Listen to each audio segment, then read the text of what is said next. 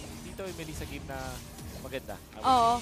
Pero ito, nakikita natin maaga pokes para sa ating mga teams. May iwan dito si Kuya Ben para diretso win sa Pilipinas. Merong sustain, pero hindi sapat para sa kanila. Nagkaroon na lang space sa Melissa sa may top lane, but still first blood. Pilipinas makakuha niyan.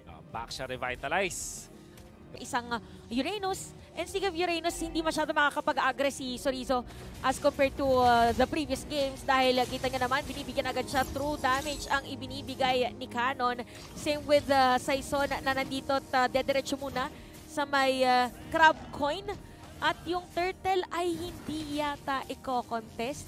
Pero kung aabot, pwedeng umabot pala yung Fanny, mabilis lang yan na makakapag-cables dyan. At meron tayong vision from Inigo, may vision din from Canon and Sorizo din naman para sa side ng Indonesia. Game. Okay. Pero wala yung kanilang jungler. So, yeah, fairly easy. Katry nilang ang exchange na pwede nilang gawin is actually the purple buff. Pero nakahanda na doon si Riquitiano. Look at that. Naku, naramdaman. Alam nila yung gagawin. No? Oo. Kasi kapag may nagta-turtle take, tapos alam mo, panic ka, tapos... Naman tayong mga napapanood sa ating mga pro player. So yung mga marksman dyan ay pwede ding dumepensa sa kanilang mapa. But speaking of depensa, hindi na madedepensahan ni Sorizo yung kanyang sarili doon sa may bottom lane. 3-0 para sa ating laro. Lamang ang Pilipinas. Si Super Ken na been struggling dahil... hindi na makunat yung hero niya ngayon eh. Tapos naaaurahan pa siya dito ni Canon. So mukhang medyo delikado nga lang yata si Canon dito. Mapapabalik pa nga. Yung Cyclone ay dumiretso pero parang bait yata kanilang gagawin. Mawawala ng Firaga Armor at Purple Buff. Ito na yung sinasabi natin.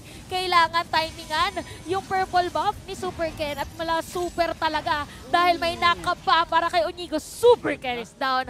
Mega kill para dito kay Arcangel, idol ng mga kids. Oh my goodness, hindi man lang nga nakapag-ulti dun si Moreno.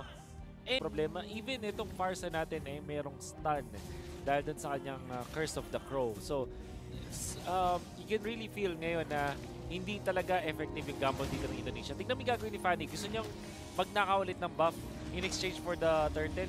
Hindi niya magagawa. Wala siya nakita. Oo. At saka if everyone pwede putahan.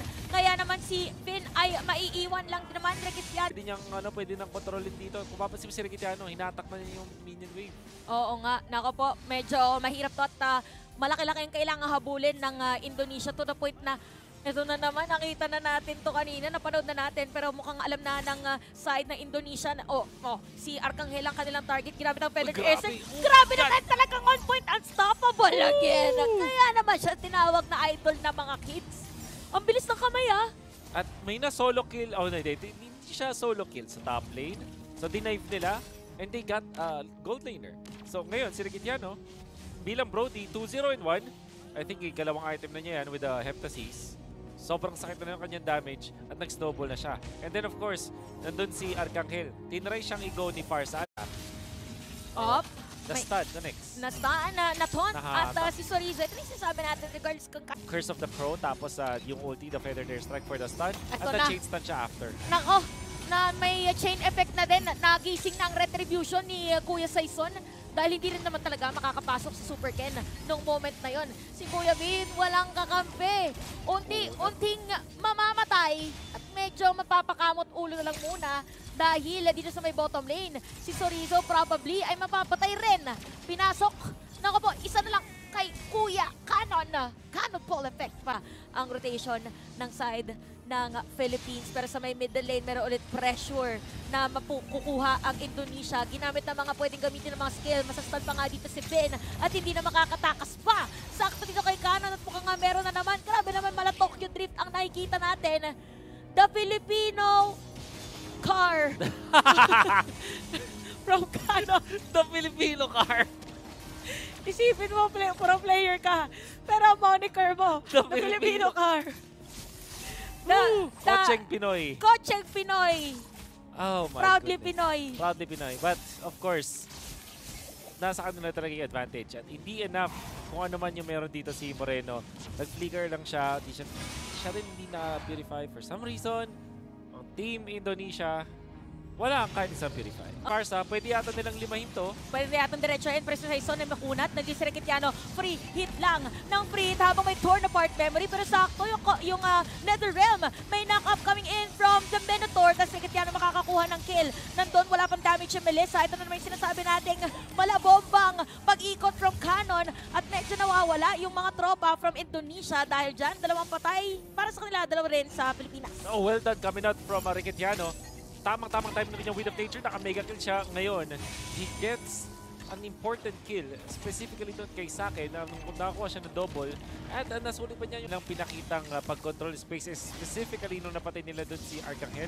Pero afterwards, kinapos na sila dahil overloaded nga sila ng gold lead mula doon sa Philippines. Oh, mahirap talaga pagka ganon. Take note na yung purple buff ay na kay Arcangel na. Kaya din pala siya na-kill ni Super Ken. Pero si Super Ken nakatago doon sa may bandang Geddy. Habang nagdila naman si Vin, matuton. Pero pang knock-up manggagaling doon, unstoppable na para kay Reketiano.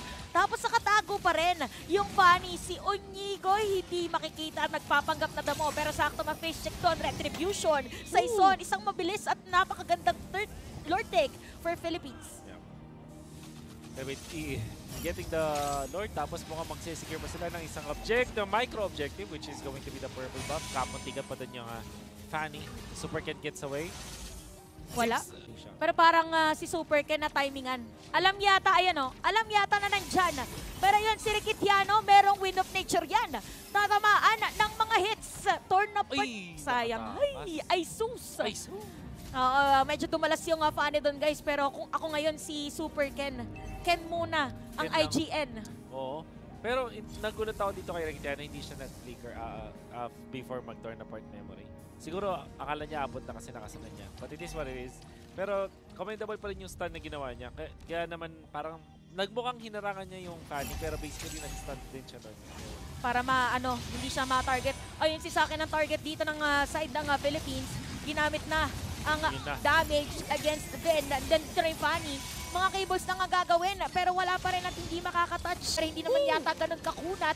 Merong Netherrealm na gagamitin. Middle lane, inhibitor turret is down. Tapos si Reketiano ay nandun pa rin with those free hits. Mukhang hindi yata madedepensahan, pero disiplina muna ipapakita ng mga tropa from Philippines.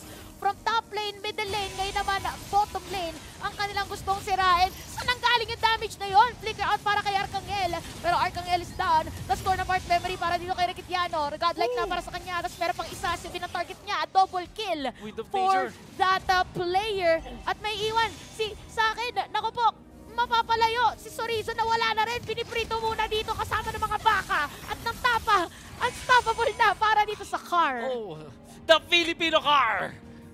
Filipino! Grabe. Di ba usually parang pagka First Lord, bonus na lang, bonus na lang pag nakakuha ka ng inhibitor turret. Oo. Ito super bonus, kasama yung bonus mo na incentive, tapos may kasama pang Christmas bonus. Sakto, Burmans na rin talaga eh. Napakaaga, 13-month pay. Lahat na mga pwedeng makuha nung moment na yon. Pero tinan nyo si Super Ken, magkikable lang muna. Take note na meron siyang purple buff at meron ding orange buff. So nakakuha siya doon sa side ng Philippines. At meron na naman tayong Lord Battle, Lord Dance. Tingnan mo yung gagawin ni Onigo tsaka ni Reketiano. Oh, ito na Abangan naman. nila kasi magpe-purple eh. Oo, kailangan maramdaman. Hindi sila nakita. Hinahanap din. Feeling ko alam ng ng Indonesia. At hindi na sila magtatago. Papakita nila na kukunin nila yung purple. Okay, andito na si Onigo nag-ready. Inaantay natin lumaki dito yung Minotaur. Pinaretry lang nila. Para mas safe. Oo, pinaretry lang nila yung Fanny. So, safe na safe. Makakuha yung Lord. Kaya naman pala, hindi sila nagtago. Parang sinabi pa nila na, oy, nandito kami literal. Kailangan mong i-retry yung purple. Parang hindi magandang trade, no? Hindi Kasi napaka-high level nun. Oo, ready nang i-creep. Ay, shoutout sa mga dyan. Pero Uy, super... ala ka! What is the use of the purple buff? Pero, Hindi na creep! Hindi na creep, guys. Medyo mababa pa yung connection. Kaya naman dito auto-connect sa Wi-Fi. Saktong-sakto may Wi-Fi sa sakyan dito ni Cannon. Pero masa-silence na naman si Kuya Ben. Hindi na kinaya ng Netherrealm. And it is what it is. Hindi makakadepensa. 2-1 Philippines. Oh my God. At nakita nyo naman si Fanny.